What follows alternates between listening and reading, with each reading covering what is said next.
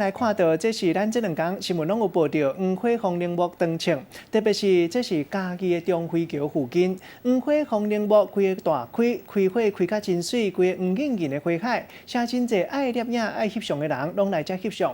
也毋过5年前，规个嘉义因为靠花，当年这个黄花风铃木同款是大开，即马民众就真烦恼，讲这一届开花，敢讲刷落来又搁是要靠花的掉头。专家回应讲，这个成长的环境是配合决定开花因素，提醒民众唔免伤过头操烦。漂亮啊，好漂亮，好漂亮啊！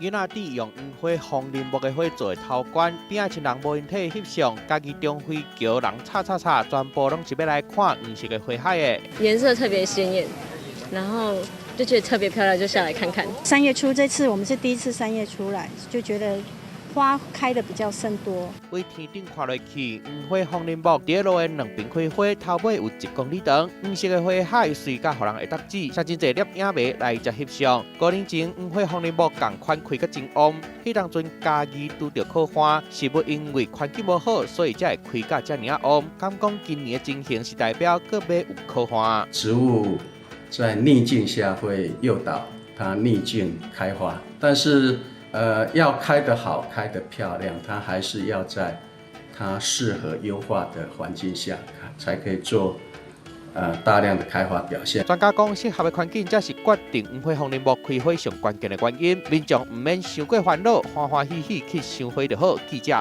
综合报道。